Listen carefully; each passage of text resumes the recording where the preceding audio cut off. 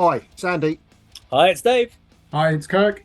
Welcome to the A.D.K, a rock and metal channel, and today we are going to be checking out the wonderful band called Filter. And we're going to go to their classic, probably the most well-known song of theirs, which is "Hey Man, Nice Shot." Know it very, very well. Kirk, I pretty much know you know this one. I know this album, but is this the heavy song or the it was a big hit? It's the one that kind of broke them. So this actual song came out before the album did. So it got released to radio play before they'd actually finished doing the album. And so Oh yeah, it's 96, this, isn't it? It suddenly literally blew up. And when I was talking to Richard Patrick about it, he was sort of like, this song blew up on radio and they had nothing for people to buy. So they were like, shit, we've got to get the album finished quick. Because otherwise they were going to lose all the momentum on that particular song where they were getting radio play. Because this was used in the Demon Knight soundtrack for the Tales from the Crypt. So this is where it got really popular as the lead single off that. So yeah, let's go check it out.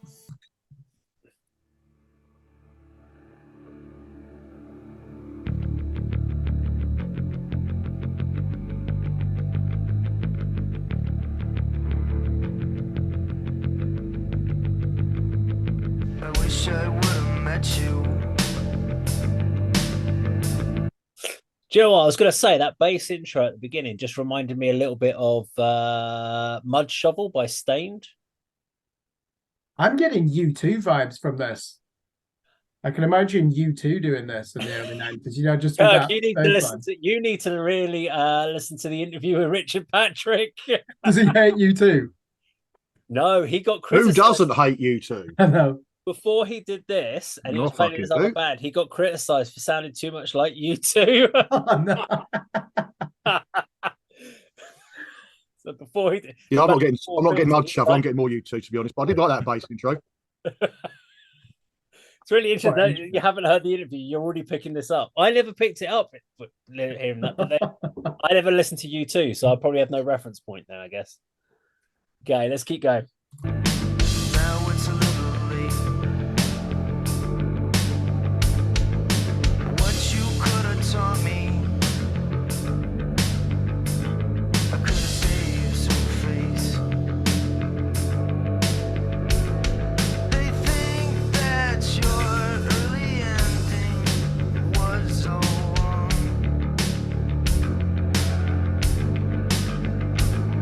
For the most part, they're right, but look how they all got strong. That's why I say, hey man, nice shot. Good shot, man. That's why I say, hey man, nice shot. Good shot, man.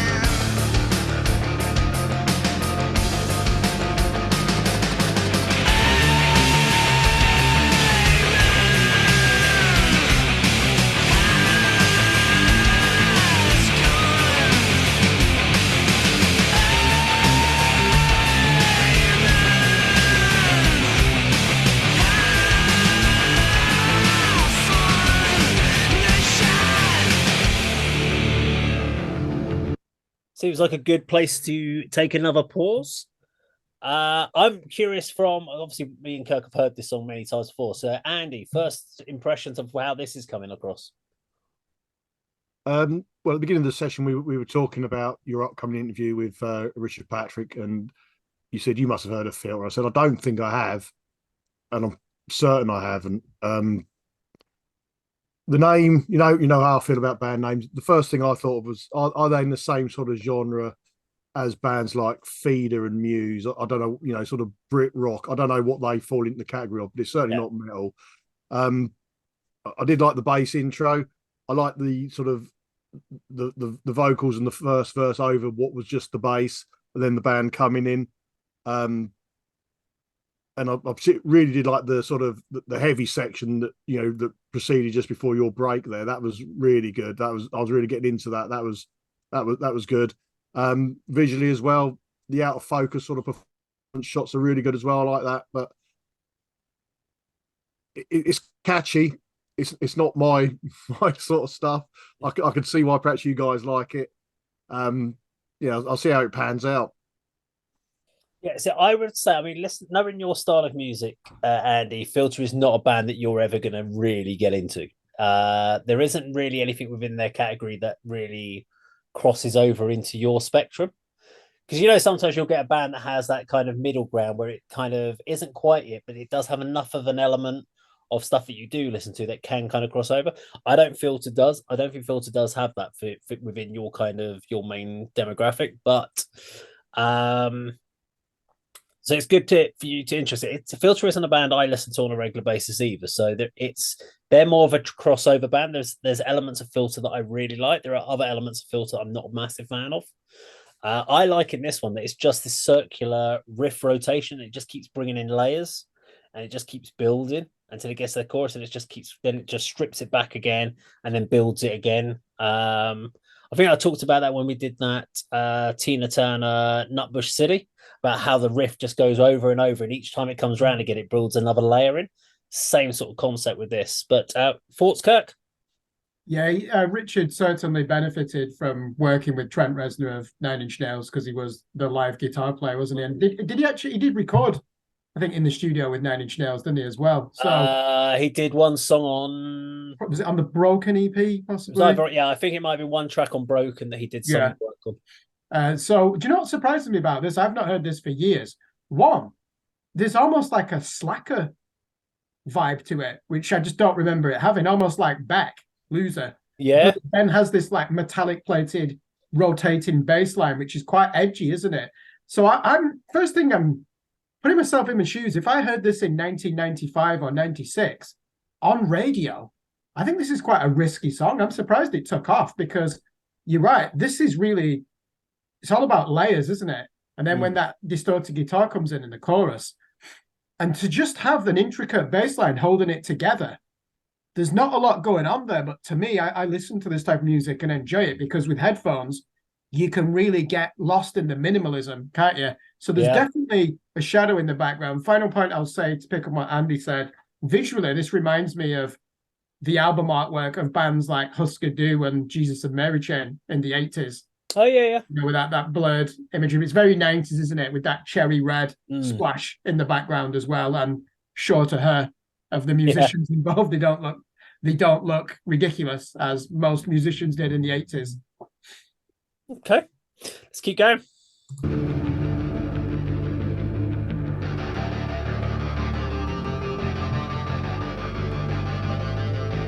Now that the smoke's gone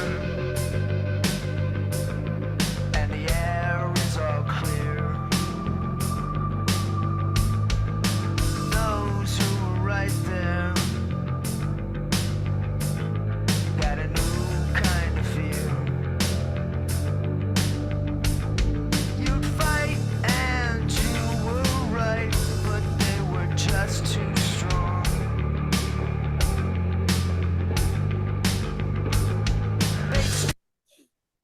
So I want to pick up one thing that I'm listening to here is purely from a drumming point of view. So it's the simplistic nature of the drums of that left, right, left, right, left, right, left, left, right. He could have easily gone left, right, left, left, right, left, right, left, left, right. He could have easily put in a real kind of interesting tempo, but he's kept it really simple, and he's only done it at the end of each 4-bar rotation. He's just put a little bit of simple additional couple of kicks in there, and even that little play on the hi-hat just adds that little element of dynamic, which is keeping it serves the song without trying to be too tricky. And nowadays, I don't know, I think bands nowadays, a lot of drummers would try to throw a few extra little tricks in there just to show that they can do it, and try to show some sort of technical prowess, as they like to put it, and be a bit more edgy and push the boundaries of a song and all that bollocks that we keep hearing. Whereas at this is actually just a song that's just perfectly rewritten to serve the guitar parts, as serving the song.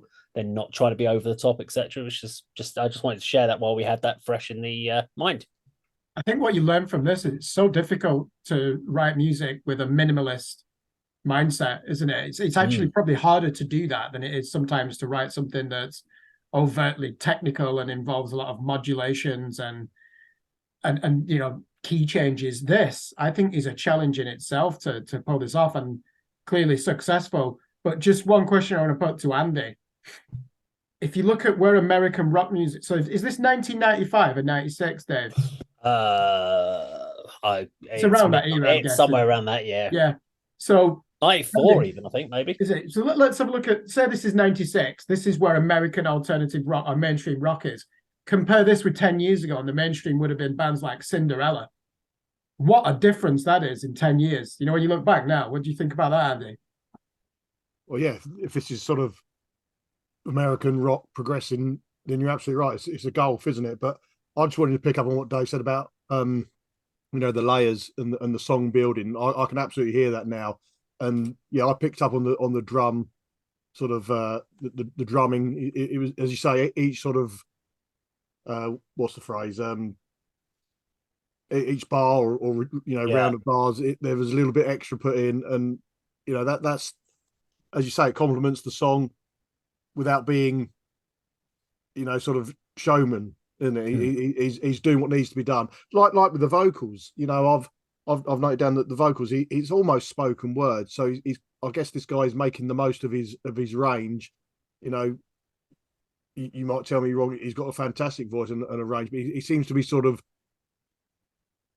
making the most of what he's got, kind of thing, to add to the song and to make it appealing rather than trying to stretch himself and falling flat on his face.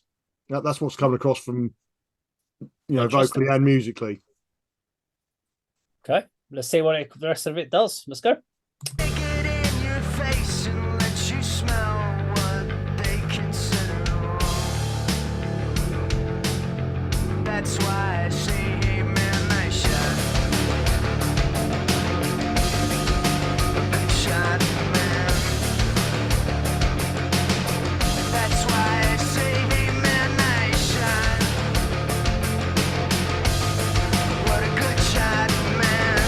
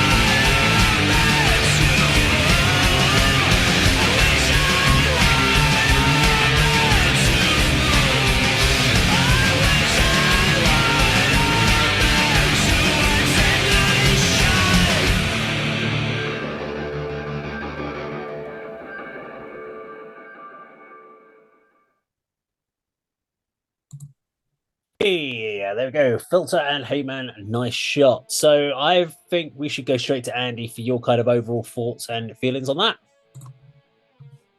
Overall thoughts and feelings. If this was on one of those much lamented video channels that used to be on, I think I'd stick around for this one. You know, I wouldn't switch channels. I quite enjoyed it, especially the early visuals. And you know, I would enjoy as the song progressed the sort of that reminded me of early Stained. You mentioned sort of Stained earlier.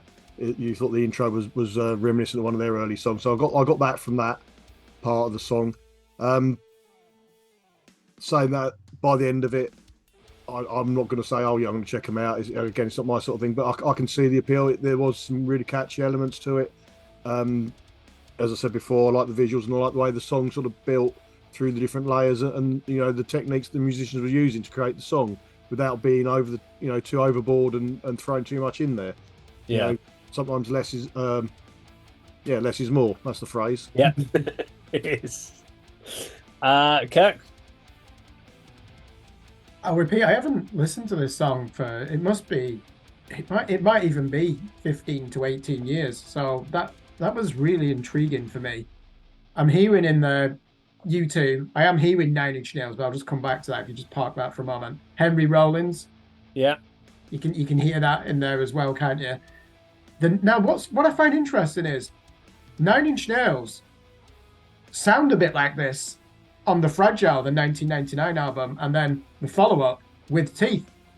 And we know Richard Patrick was originally in Nine Inch Nails. Yeah. And I don't know if I'm not sure if Trent Reznor just thought, oh, I'm going to start doing some of what my former employee has been doing. But just put on some of the more rock-orientated tracks from the Fragile. They do sound like that. And we're talking 4 years after, possibly 5 years after this song came out. I'm surprised it was a hit, that this was the equivalent of, we use that term viral now, don't we? If something goes viral. In the 90s, if you didn't get played on radio, you had no chance. So this gets to the top of the slush pile, as you like, doesn't it? And they're unprepared. They don't have any material to follow it or for people to buy. But I think the song has stood the test of time. It's very clever. I like the minimalist approach with multiple layers that just keep coming in, don't they, on each section, but it never feels overwhelming. I just don't know why this became such a big hit. And I think it's such a clever song. It just leaves me baffled. A bit like 1979 by the Smashing Pumpkins. It's the one song in there, I just don't understand why it was a huge hit. Can't put my finger on it. What about you, Dave? Has this stood the test of time? My belief around it is it's the simplistic nature of the bass drum line and the spoken word. It was easily accessible to a lot of people. So if you liked rock-based music, you were able to get into this, no matter if you were into industrial, hard rock, death, new metal, whatever it was, you liked the bass feel. And that's why we talked about Stain, new metal band, had that bass rumble feel. But you could also, if you were into anything that had a funk bass line, you could appreciate the bass rumble. So people listened to it because of that, and then they liked how it got that intensity. So what you got was college radio. Now college radio here or university radio, whatever you want to call it here in the UK, is nothing. It's listened to about 5 people. But if you go into the 90s in America, the university college radios were big, and you got played on some of those as well. You were able to get yourself played on some of the other bigger channels. And yeah, we were in that period of time where grunge was having a bit of a wane off, and we were having new metal was punching through. So it kind of had that different feel to them what grunge was doing, but had some of the intensity, had that bass rumble of grunge, but had a different intensity style. But for me, the problem we had was Filter came out at a time when new metal was getting big. So because this broke around the same time, they almost got lumped in with some of the new metal bands. So I think they did late in the 90s, definitely around 99. Yeah. And so then what happens is when new metal got taken a hit on, and people were like, shit, we hate new metal, Filter got thrown in with that at the same time. So people automatically stopped listening to Filter without giving them the fact that they never were a new metal band. But if you think about industrial metal band, they're not the same as any of the other industrial metal bands. There's an element of grunge in there. There's an element of pop. The fact that he was referred to, he used to listen to a lot of U2, and his other band, he had a lot of U2 riffs, and they actually got picked up for the fact that they were saying your riffs are sounding too U2-ish. You're writing a U2 album. So there's a melody element that you don't get within a lot of the other industrial sort of stuff that we had. It's not as quite on the nose. So I think that Filter is a very difficult band to position, but that's why I also think that it's people are very protective of that band because it's their band. Like we've seen with a lot of bands like Sleep Token, etc. And people are very like, this is my band, you're not fucking with it. But it's harder for people to come out the book. I mean, they've got 8 albums. Which one do you pick on? There's a lot of variety, and there's a lot of different vocal deliveries. There's a lot of real visceral attacking tracks in there. There's some heavy stuff from this band, isn't there? Yeah. There's a lot to explore. If you like real kind of aggressive, not deep guttural aggressive, but more like what you heard on the chorus there for whole songs, there's a lot of albums like that and tracks to check out. So it's an interesting track to come back to. And definitely worth it. And obviously, hopefully people have watched the interview, which will be up before this video comes out, so they'll have a chance to get to understand quite a lot about how the song Take a Picture is so important for him. What songs are... I took a picture page out of your book, Andy. What song will you never drop from the set? What song is the first one you always pick? Cover all that question. I've got Andy, one. you'll know that song, by the way. Take a Picture. That's an acoustic song. It was a big hit here in the UK charts. I was going to ask, what's the reference of "Nice Shot, Man"? Is that This is that fighting? Is that sport? What's all that about? Political assassination, if my understanding was correct on this one. So I think they got in a lot of shit over this, but you'd need to I didn't it's one of those ones I never quite delved into. It's been covered in a lot of interviews with Richard Patrick, so I was like, do you know what? And I actually said to Richard at the start of the interview, I was like, before we kicked on the camera, I went, I've gone through and I've read a lot of your interviews, so I've tried to pick you all questions you haven't been asked, so it's more interesting. And I was like, I'm not going to be talking to you about Nine Inch Nails because you always get asked about Nine Inch Nails, so I really don't want to talk about it. Let's go back. We talked about his brother Robert, and about Terminator 2. The T-1000 in Terminator 2, his brother. Yeah. Oh, really? That's him, yeah. Can you believe it? We talked about his potential acting career from Richard, his opportunities he had. We talked about his sobriety. He's 20 years sober now, so we were talking about his sobriety and his missed opportunities. And yeah, it's a really interesting interview to go and check out. So if you haven't watched it, for those watching, please do check it out. Now, if you like this video, please do like, share, and subscribe, and we will see you on another video sometime very soon. Take care.